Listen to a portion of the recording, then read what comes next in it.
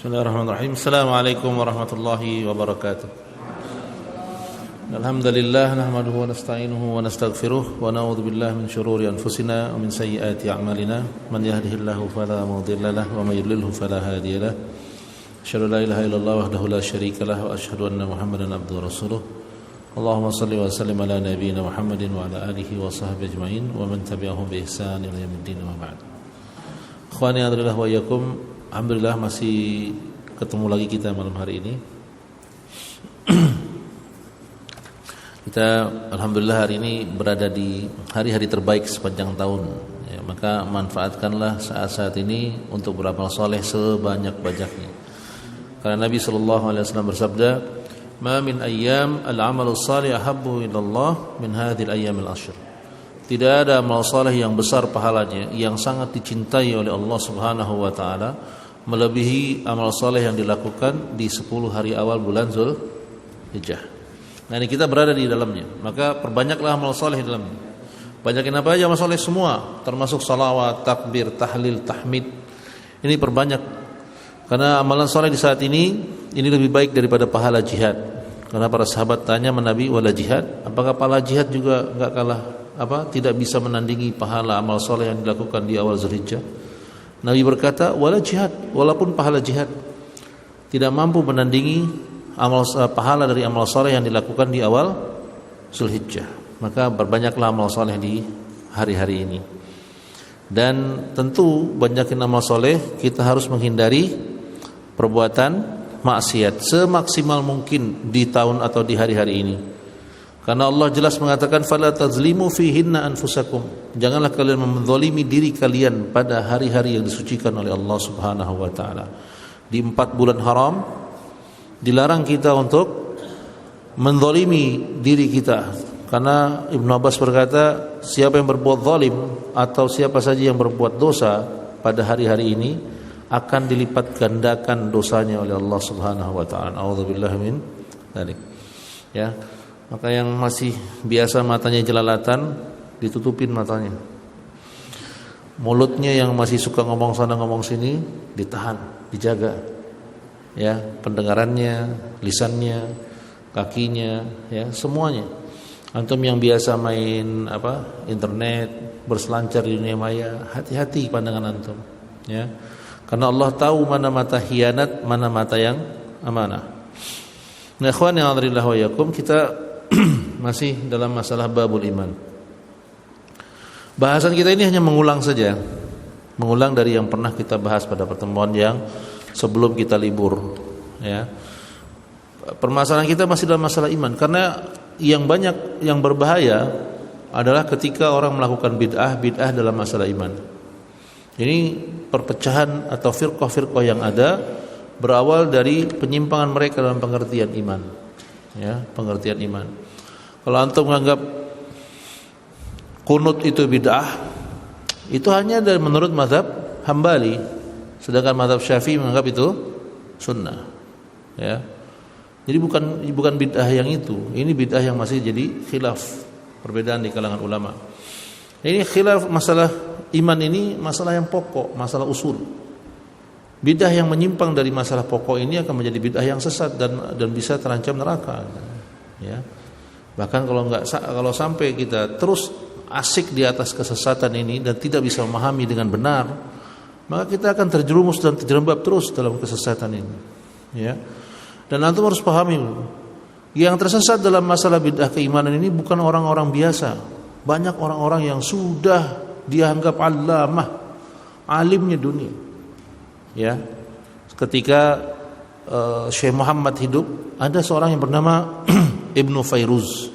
Ibnu Fairuz ini disebut sebagai allamah, ya, allamah, seorang yang memiliki ilmu yang mumpuni, ahli dalam masalah fikih dalam Hanabilah, disegani di zamannya.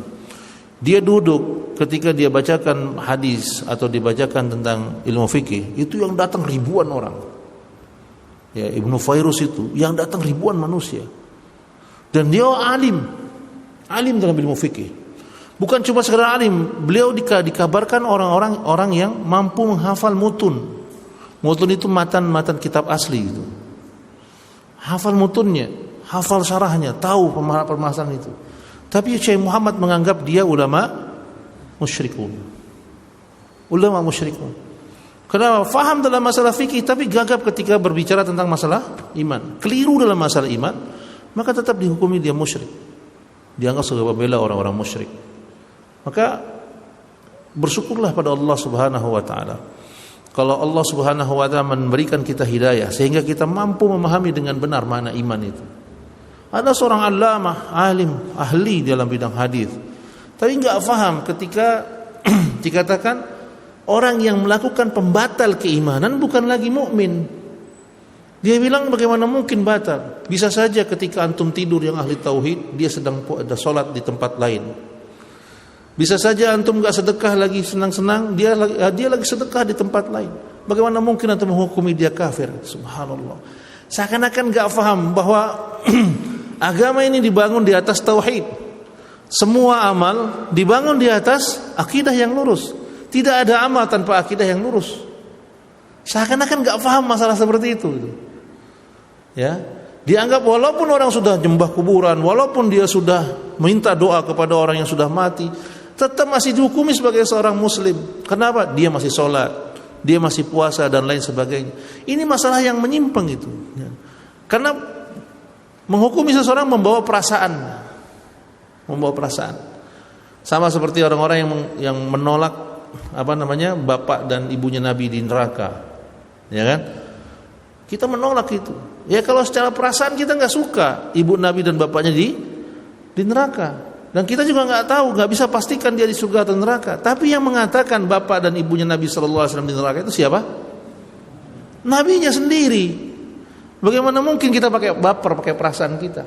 Masa bapaknya Nabi di neraka? Masa ibunya Nabi di neraka? Gitu kan? Alasannya ya dakwah belum sampai, orang Nabi aja belum lahir, bapaknya udah meninggal. Ya kan? Dakwah belum sampai. Kok dihukumin neraka? Kan gitu kan? Tapi yang bilang bapaknya Nabi di neraka siapa? Nabi yang bilang. Kalau kita suruh milih pakai perasaan kita tentu nggak mau Nabi Muhammad SAW, orang-orang yang berada di sekitarnya, orang-orang yang sangat mencintainya dan dicintai oleh Nabi SAW itu masuk neraka. Kenapa? Karena kita mencintai Nabi. Kita nggak mau melihat beliau susah, betul kan? Karena kita cintanya kita sama Nabi, kita nggak mau melihat Nabi susah. Kita nggak mau melihat Nabi terganggu. Apakah Nabi itu tidak terganggu? Bapaknya di neraka, ibunya di neraka. Kira-kira Nabi sedih nggak itu? Pamannya yang disayangi Abu Thalib di neraka, apakah kita nggak sedih itu? Apa nggak sedih Nabi Muhammad SAW itu? Nah, sedihnya Nabi SAW membuat kita gundah. Kalau bawa perasaan enggak, udah ya Rasulullah, bapak ibumu semua di surga, pamanmu yang kau cintai itu di surga. Begitu maunya kita kan? Tapi masalahnya bukan perasaan yang main. Yang menentukan surga neraka itu adalah Allah. Yang menentukan seorang imannya diterima atau imannya ditolak itu adalah Allah. Ya. Walaupun dia beramal sebesar apapun juga, ya dia di neraka udah. Betul kan? Sebesar apapun amal yang dia lakukan, kalau dia melakukan pembatal keislaman, hancurlah seluruh amal. Ini banyak yang enggak paham sebenarnya. Kenapa dianggap bahwa amal itu bukan bagian dari iman? Seperti yang kemarin kita sampaikan bahwa dalam babul iman ini ada firqah yang terlalu keras. Ya, sehingga tidak memberikan uzur sama sekali, atau bukan tidak memberikan uzur. Dikatakan semua amal itu adalah usul. Sehingga siapa yang meninggalkan amal maka dia telah dianggap kafir. Ini firqah dari firqah Khawarij atau takfiri. Jadi semua amal dianggap itu usul, pokok dari iman. Siapa saja yang meninggalkan itu maka dia kafir. Ya, ini adalah firqah-firqah yang sesat itu. Sedangkan firqah yang satunya lagi menganggap bahwa semua amal bukan bagian dari iman, bukannya usul, nggak ada amal yang amal itu menjadi bagian atau usul dari iman, nggak ada. Dianggap amal itu hanya sekedar pelengkap keimanan atau penyempurna keimanan. Jadi apapun yang dilakukan oleh orang, maka dia tetap muslim selama dia masih mengaku dirinya sebagai seorang muslim. Ini firqah yang satunya lagi. Ahlus sunnah berada di mana? Di tengah-tengah. Ahlussunnah mengakui bahwa ada amalan yang menjadi usul pokok dari iman. Siapa yang meninggalkan amalan itu maka dia dihukumi kafir. Atau siapa yang meninggalkan amalan itu dihukumi kafir. Siapa yang mengerjakan satu amalan yang membatalkan syahadat maka dia dihukumi kafir. Tapi tidak semua amal. Ya, tidak semua amal menjadi usul. Mana amal? Ya amal-amal yang sudah ditetapkan oleh dari dalil dari Quran maupun dari As-Sunnah. Jadi enggak semuanya. Karena orang bodoh, jadi dia ambil gebahwiyah semuanya sama. Orang kalau udah mengkafirkan berarti takfiri. Lah enggak bisa begitu. Allah Subhanahu wa taala jelas-jelas mengkafirkan Yahudi dan Nasara. Laqad kafara alladziina qalu innallaha tsalitsu tsalatsa. Kafirlah orang-orang yang berpahaman trinitas. Ya kan? Laqad kafara alladziina qalu innallaha huwal masih ibnu Maryam. Kafirlah orang-orang yang menganggap Isa ibnu Maryam itulah bagian dari Allah atau anaknya Allah. Allah kafirkan. Ya kan? Lam yakunil ladzina kafaru min ahlil kitab wal musyrikina. Allah mengkafirkan ahlul kitab dan orang-orang musyrik. Ya kan? Dikafirkan sama Allah. Jadi bukan berarti kalau kita mengkafirkan apa yang Allah kafirkan sesuai dengan dalil Quran lalu kita dianggap takfiri, enggak. Yang takfiri itu yang serampangan. Siapa saja dikafirkan. Terus karena bodohnya dianggap ketika sudah dikafirkan berarti boleh dibunuh. Boleh diambil hartanya, boleh dirusak harga dirinya. Ini ada kekeliruan yang besar. Kekeliruan yang salah. Ketika kita menjelaskan secara rinci seperti ini tetap dikatakan kita takfiri. Ini orang-orang yang bodoh, orang-orang yang nggak ngerti. Dia nggak duduk dengan benar ketika dalam majelis tauhid, ya kan? Ini permasalahan saat ini. Kajian tauhid disamakan dengan kajian-kajian tabligh akbar. Tidak ada duduk muladzamah, tidak ada urutan, tidak ada runutan. Setelah kajian yang menyampaikan materi pulang pergi, tidak ada pengecekan yang disampaikan itu benar masuk apa enggak, pahamnya nyampe apa enggak pernah dicek. Jadinya apa? Jadinya jamaah memiliki pemahaman sendiri tentang tauhid. Yang repotnya kadang-kadang pemahaman jamaah berbeda dengan pemahaman yang menyampaikan materi. Ya kan? Begitu kan? Kalau Nabi SAW tidak seperti itu. Nabi menggiring semua orang-orang yang belajar tauhid satu-satu. Ketika ada yang melakukan penyimpangan tauhid langsung ditegur. Lihat Ashabul Hunain. Ya kan? Kisah Zatu Anwat. Ketika orang-orang Makkah yang baru masuk Islam ikut perang ke Hunain, mereka jalan, di tengah jalan ketemu apa? Pohon bidara. Dia berkata kepada ya Rasulullah, ij'al lana Zatu Anwat. Wahai Rasulullah, buatkan kami Zatu Anwat sebagaimana orang-orang jahiliyah memiliki Zatu Anwat. Ya. Udah tahu semua kisah Zatu Anwat? Belum ya, kayaknya orang-orang baru lagi. Zatu Anwat itu kisah para sahabat yang baru masuk Islam. Mereka ikut perang ke Hunain. Di tengah perjalanan bertemu dengan pohon besar. Pohon apa? Bidara. Ya. Nah, orang-orang jahiliyah kalau mau perang, mereka menggantungkan silah mereka. Apa namanya? Peralatan perang mereka, tameng, tombak, pedang, pokoknya semua peralatan perang ditaruh. Tameng itu digantung supaya apa? Supaya tameng enggak gampang pecah. Pedangnya digantung supaya tidak gampang tumpul. Tombaknya digantung supaya tepat sasaran. Jadi mereka menggantungkan alat perang itu di pohon. Dinamakan Zatu Anwat. Maka dinamakan Zatu Anwat itu tempat menggantung. Ya. Maka para sahabat ketika itu minta, ya Rasulullah, buatkan kami Zatu Anwat sebagaimana dulu orang-orang jahiliyah memiliki Zatu Anwat. Nabi celaka kalian, permintaan kalian seperti permintaan Bani Israel yang meminta patung sapi, anak sapi kepada Nabi Musa. Seperti mana Bani Israel berkata kepada Musa, ij'al lana ilahan, buatkan kami sebuah ilah, tempat kami untuk meminta patung. Ya kan? Nabi Musa tidak buatkan itu. Nabi Musa mengatakan, kalian orang yang sesat, kalian orang-orang yang jahil. Ketika Nabi Musa alaihissalam beruzlah 40 hari, ini mereka buat patung anak sapi, dijadikan sebagai ilah. Nabi mengatakan, janganlah kalian seperti Bani Israel yang minta seperti kepada Musa ilah.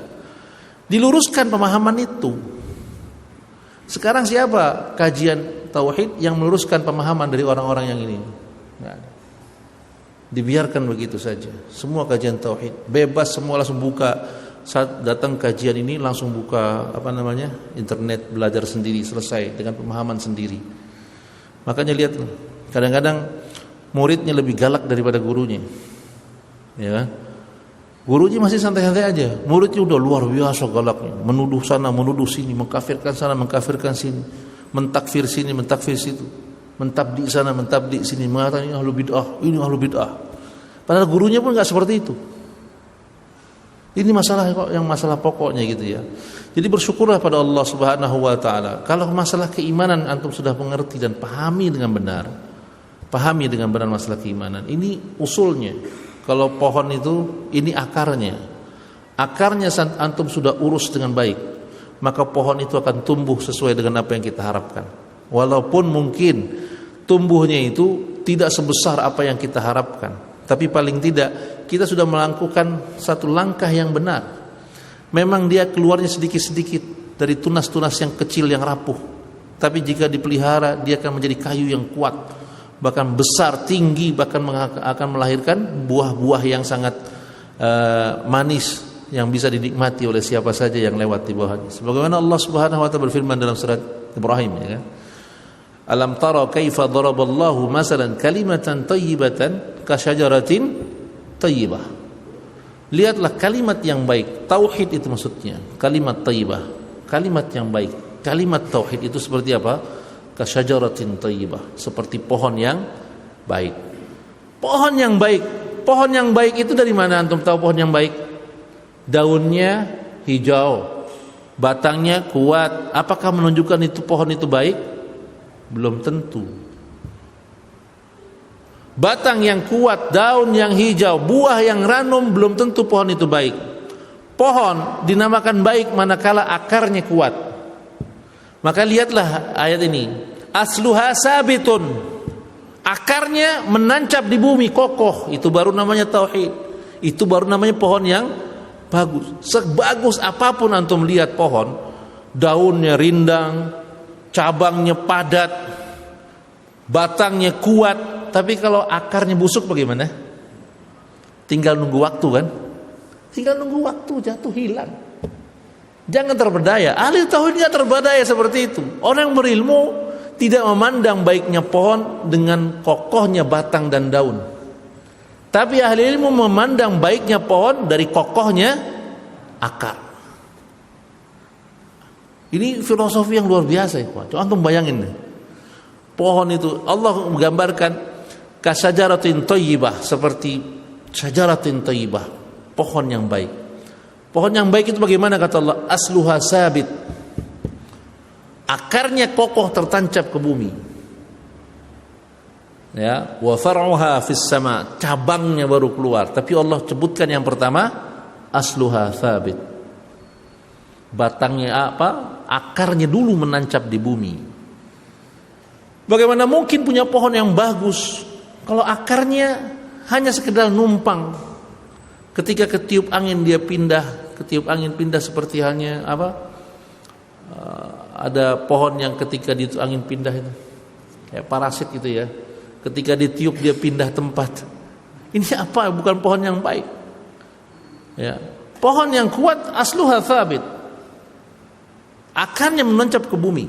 Seorang mukmin yang kuat bukan yang kelihatan indah amalannya, tapi yang kokoh tauhidnya, yang kokoh imannya, ya, yang kokoh imannya. Iman ini menjadi hal yang sangat utama Pak dalam beramal. Antum bayangkan, lihat sekarang, ya, semua orang beramal ngelihatnya materi, tidak ada lagi keimanan di dalamnya. Banyak sekali orang sekarang beramal ngarap materi. Yang kemarin saya bilang, orang kenapa antum sholat duha supaya apa? Supaya rezekinya lancar, ya kan? Kenapa antum sedekah? Ya sedekah itu akan melancarkan rezeki terus. Kenapa baca Al-Insyirah? Supaya gampang dapat kerjaan, ya. Kenapa baca surat Yusuf? Supaya anaknya ganteng. Gak ada harapan untuk akhirat itu, gak ada. Enggak ada berharap pada keridhaan Allah Subhanahu wa taala. Kenapa? Asluha la tab. Akarnya tidak menancap ke bumi. Tidak mengkaitkan semua amalan itu kepada Allah Subhanahu wa taala. Memahami atau kurang memahami dia ada di dunia ini untuk apa? Ya kan? Dia ada di dunia ini untuk apa? Tanyakan sama diri kita masing-masing. Kenapa kita mau korban? Biasanya kalau saya korban, tahun depan saya lancar rezeki saya. Ya. Kita pun ketika lebaran datang ke orang tua, ya, orang tua kita bilang, oh anak gua biar panjang jodohnya, biar lancar rezekinya. Apa yang diminta itu urusan dunia apa urusan akhirat? Nggak ada orang tua datang ke anaknya, oh subhanallah, alhamdulillah, semoga-moga puasamu diterima nak bulan kemarin. Semoga Allah Subhanahu wa taala memudahkan kau beramal saleh. Semoga Allah panjangkan usiamu dalam ketaatan. Semoga Allah melahirkan anak-anakmu menjadi anak-anak yang saleh. Semoga kau menjadi bapak yang tangguh, menjaga akidah anak-anakmu. Nggak ada itu. Semua doanya kebaikan untuk urusan materi. Kenapa? Akarnya nggak kuat. Akarnya nggak kuat. Jadi orang cuma diperintah beramal. Supaya apa? Supaya mudah, supaya gampang. Gampang apa? Gampang rezeki, gampang jodoh, gampang ini, gampang itu, gampang ini, gampang. Semua materi. Lihat Allah Subhanahu wa taala berfirman, "Minan nasi may yaqulu rabbana atina fid dunya hasanah, falaysa lahu fil akhirati min khalaq." Banyak orang yang minta, "Ya Allah, berikanlah aku dunia yang baik." Falaysa lahu min akhirati fil akhirah. Dia enggak dapat bagian apa-apa di akhirat. Mau kita kayak gitu? Hah? Padahal asas keimanan kita yang nomor 5 itu yakin terhadap hari akhir. Kajian kalau diingatkan antum kajian ini nanti akan pahala antum begini nggak ada yang datang. Sekarang bukan itu saatnya. Sekarang saatnya ekonomi umat, ya kan? Betul nggak gitu? Kita kalau cuma ngurusin pahala dosa ya kita ketinggalan. Innalillahi wa inna ilaihi raji'un. Agama ini bukan datang buat ngebaikin. Kalau agama ini untuk memperbaiki ekonomi, nggak perlu Musa dakwah Musa nggak perlu. Kenapa? Fir'aun udah dikdaya, kerajaannya besar, tentaranya kuat, istananya megah. Buat apa Fir'aun berdakwah? Kalau urusan ekonomi, ya kan? Apa yang dakwah? Jadi para nabi itu dakwahnya bukan untuk urusan dunia, bukan urusan dunia. Ya, lihat apa yang dikatakan Umar bin Khattab ketika dia masuk di kota kota Elia. Kota Elia kota apa? Kalian tahu? Kota Elia, Baitul Maqdis.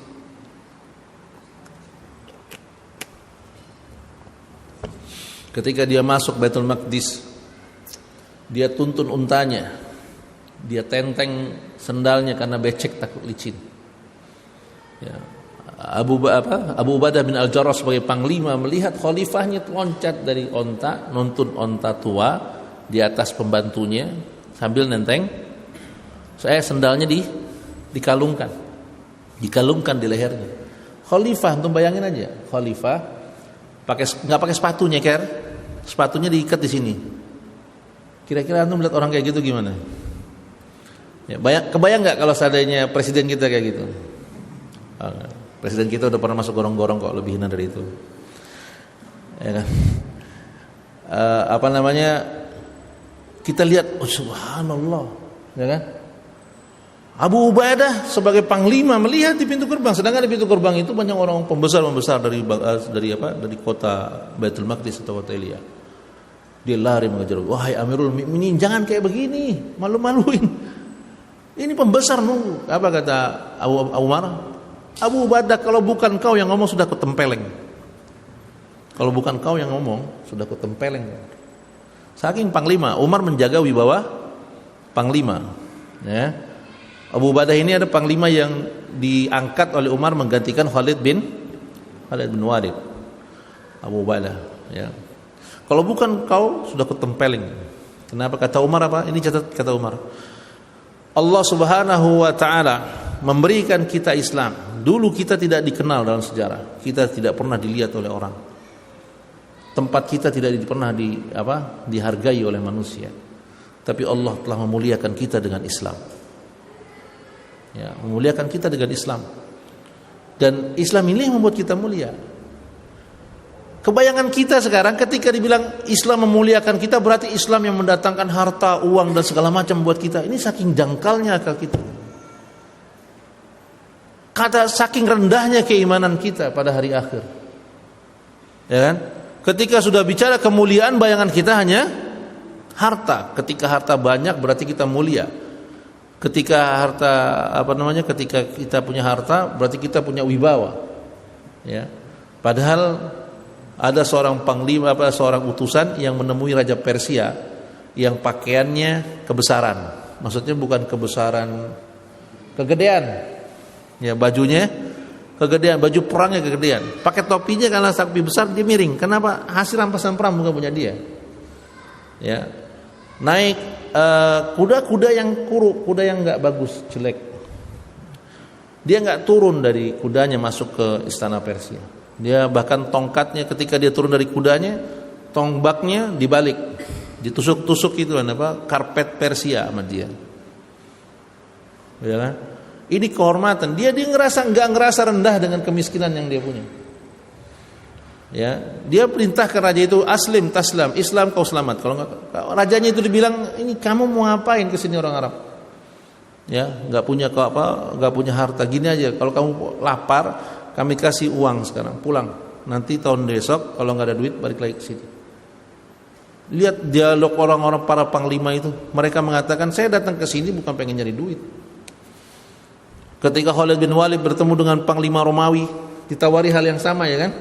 Kata Khalid, saya datang ke sini bukan karena ingin nyari uang. Kami datang ke sini bukan karena uang yang kalian tawarkan. Kami datang ke sini karena mencium, kata orang, ya, darah orang Romawi itu manis. Ya, ini dialognya panglima itu. Darahnya orang Romawi itu manis. Ini gertakan yang luar biasa. Mereka tidak mencari harta. Mencari harta. Ya, dan dakwah para nabi dan rasul, mereka tidak mencari harta dan kedudukan. Ya, semua mengalir saja padanya. Dia mendakwahkan pada Allah. Kata Allah, "Fala tahinu antumul a'launa in kuntum mu'minin." Jangan kalian merasa rendah, jangan kalian merasa hina. Kalian yang lebih mulia in kuntum mu'minin, kalau kalian beriman. Kalian beriman. Coba antum bayangkan, Pak. Siapa yang mengangkat derajat dan kedudukan manusia? Jawabannya siapa? Allah. Siapa yang merendahkan kedudukan manusia? Siapa? Allah. Siapa yang memberikan wibawa bagi manusia? Allah. Siapa yang memberikan kehormatan buat manusia? Allah. Lah sekarang kalau kita beriman kepada Allah 100%, dengan mudahnya Allah berikan kewibawaan, kehormatan, kekayaan, apa yang kita miliki. Tapi itu bukan tujuan utama.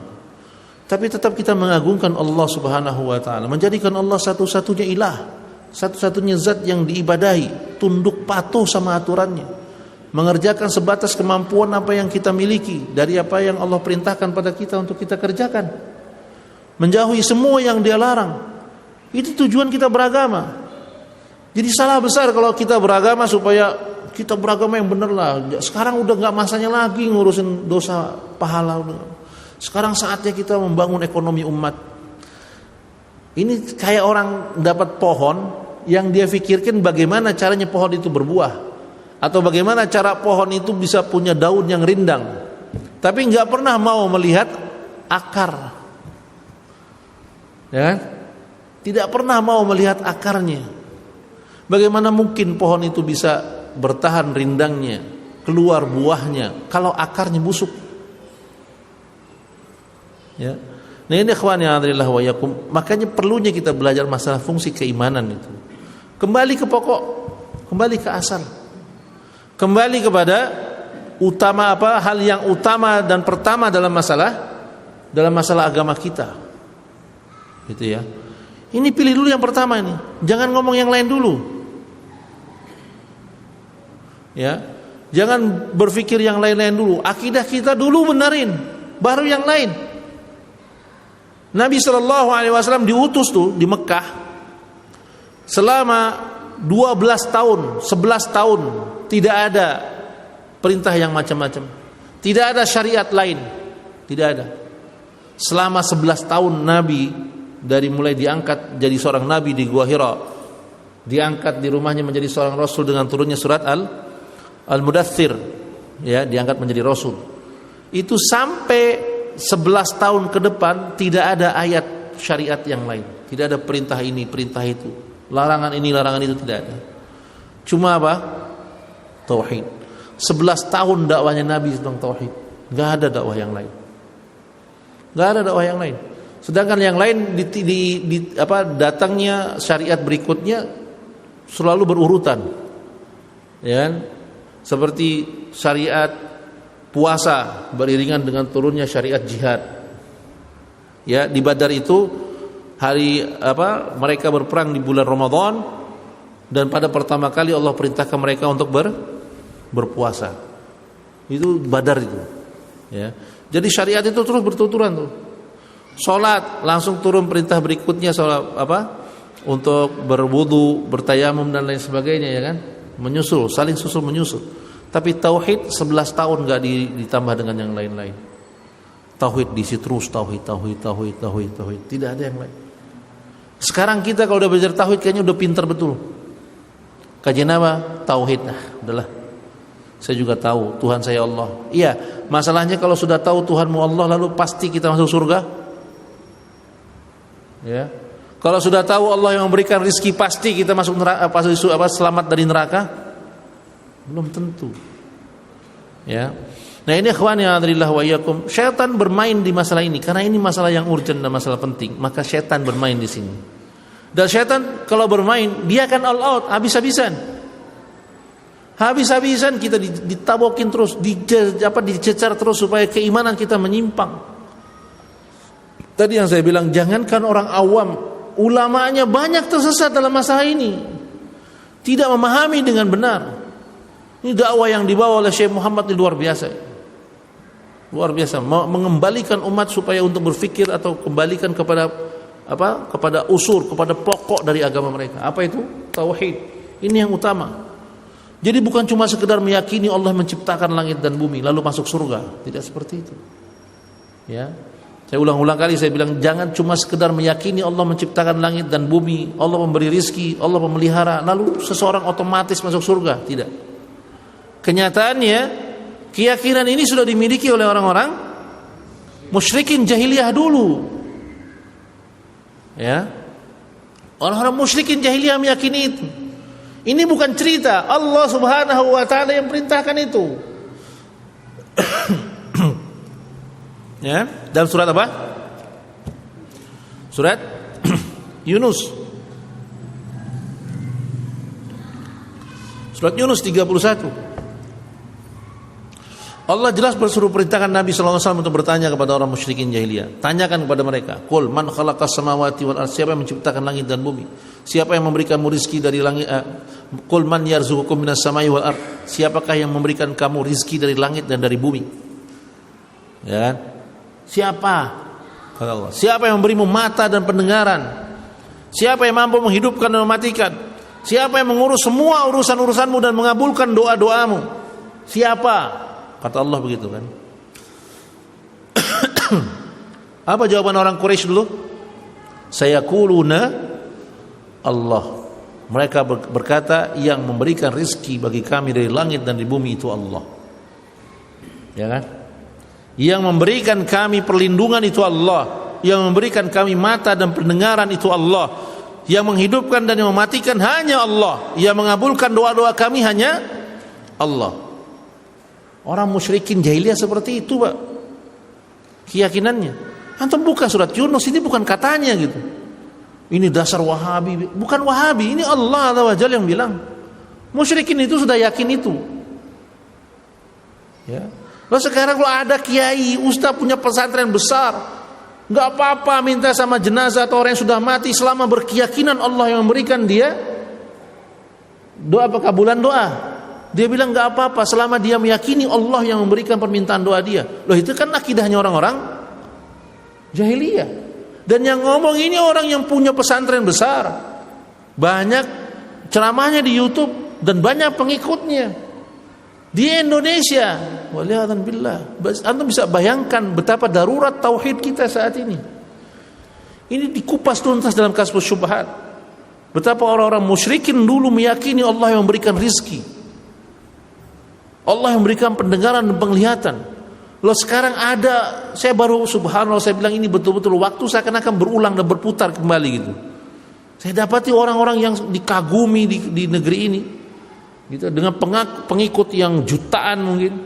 Dia dengan entengnya dia mengatakan tidak mengapa, minta sama orang yang sudah mati sekalipun, minta kepada Nabi. Ini bukannya tawasul, beda dengan tawasul. Kalau tawasul itu minta sama Allah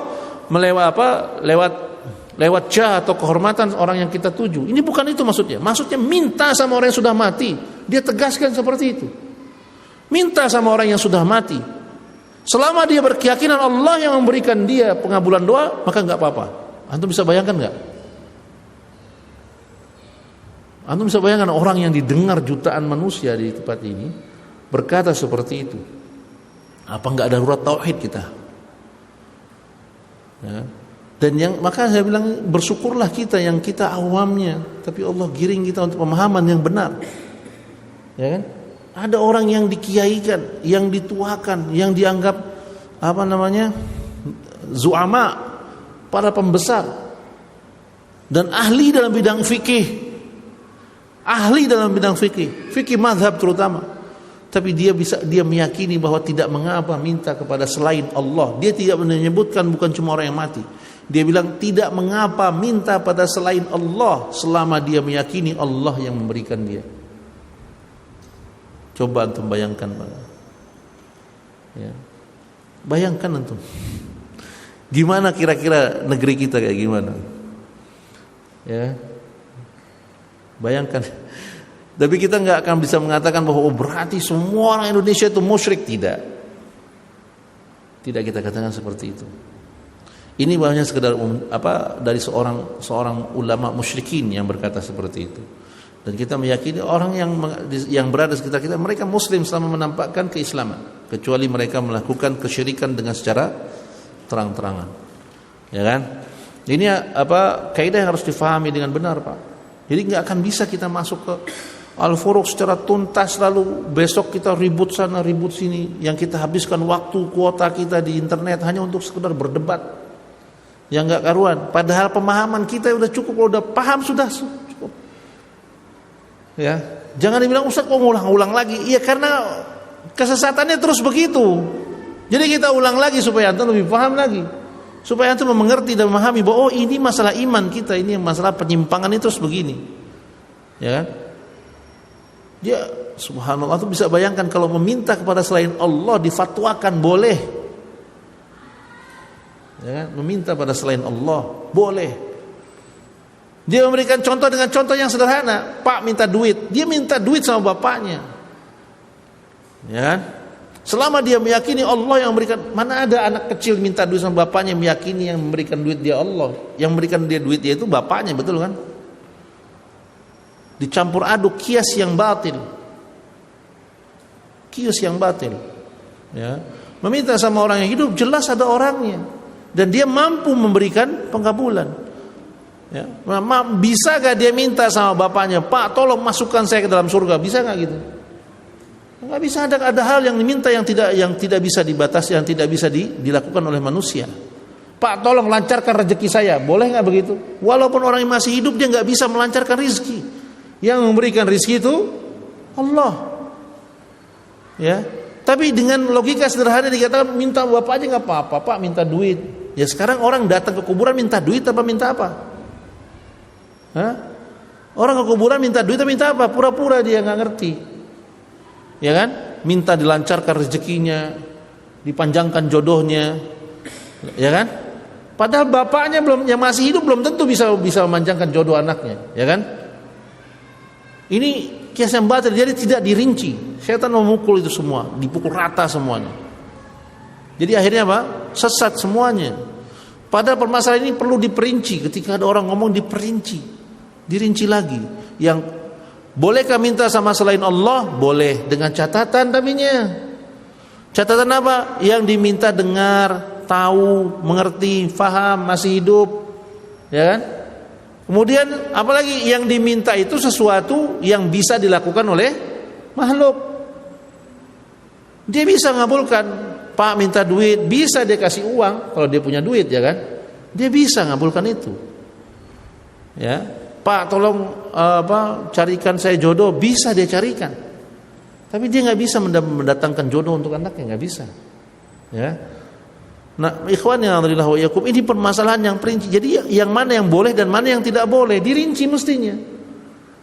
Tapi ini tanpa perincian, orang dipukul rata semua itu, akhir makanya apa? Maraklah makam-makam keramat, orang datang ke sana pakai dalil kalau seandainya tertutup semua pintu, datanglah kuburan para wali, ya kan?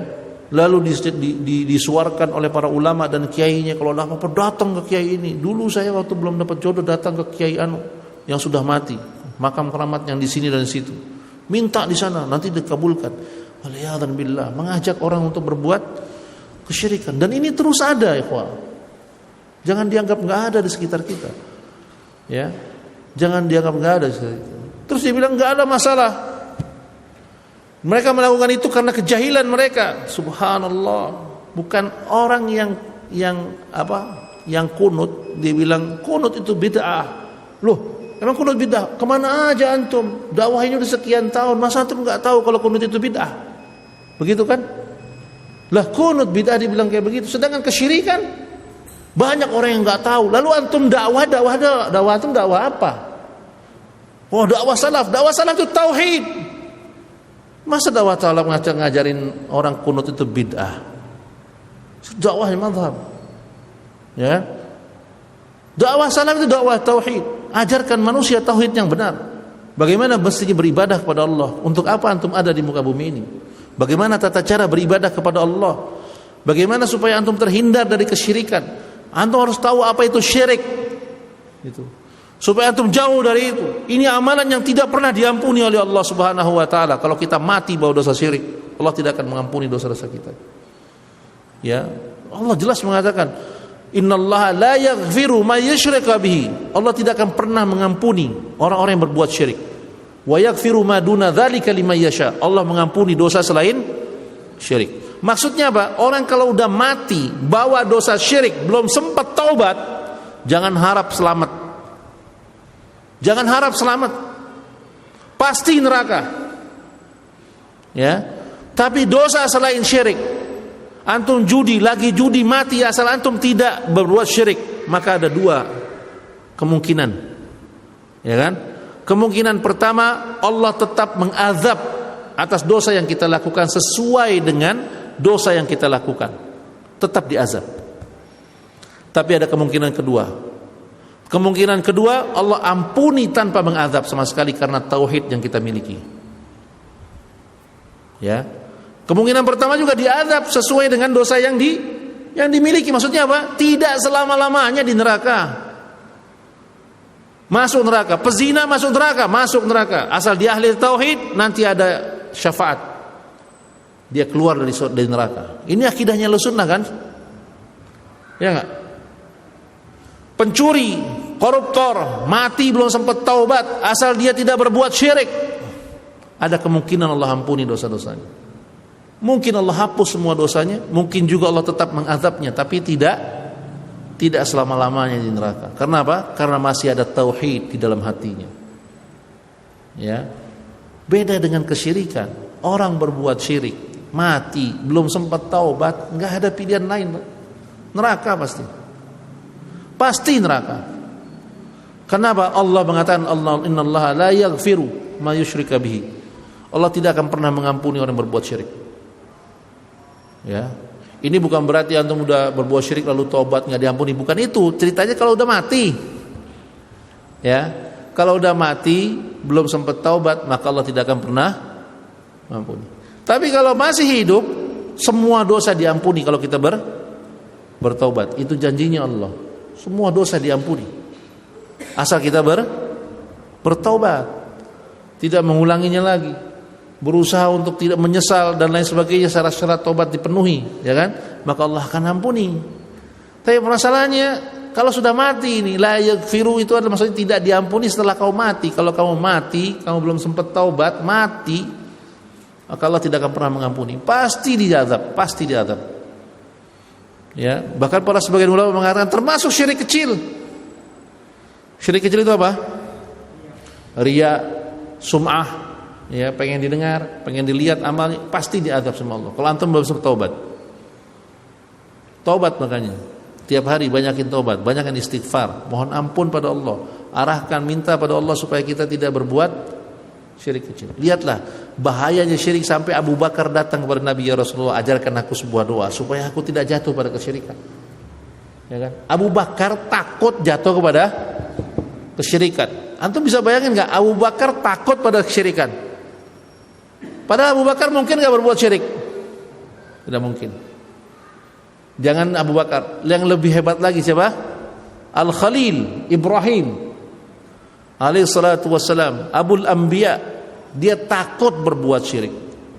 Minta sama Allah, minta, Rabbi janubni wa baniya an na'budal asnam. Ya Allah, jauhkanlah aku dan anak turunanku dari berbuat syirik, dari menyembah berhala. Ibrahim mana mungkin berbuat syirik, tapi dia minta sama Allah dihindari dari kesyirikan, saking bahayanya itu berbuat syirik. Abu Bakar minta diajarkan doa supaya dia dijauhi syirik. Apa doanya? Nabi ajarkan, Allahumma inni a'udzubika min an usyrika bika syai'an wa ana a'lam. Ya Allah, aku berlindung padamu dari berbuat syirikan yang aku ketahui, Wa astaghfiruka ma la a'lam, dan aku berlindung padamu ya Allah dari kesyirikan yang aku lakukan tanpa aku ketahui. Jadi ada kesyirikan yang tidak dilakukan tapi tetap syirik. Ya. Termasuk yang tidak diketahui, maksudnya perbuatan syirik kecil. Ya kan? Kita tanpa sadar tuh pengen disebut orang, pengen didengar orang, pengen dianggap ini, pengen dianggap itu, masih berharap itu. Ya. Maka mintalah pada Allah agar Allah menghindar kita dari segala macam kesyirikan, yang besar maupun yang kecil. Nah, ikhwan yang Allah wa iyyakum, sudah Isya. Insyaallah kita lanjut. Tahu pekan besok kita libur dulu kali ya? Libur enggak? Libur ya, karena kan baru lebaran kan? Ya, baru lebarannya hari Jumat, maka kita Sabtu libur insyaallah. Pertemuan kita Kenapa? Kurban ya? Iya, kurban di sini kan, masih kurban. Kurbannya hari Sabtu sini.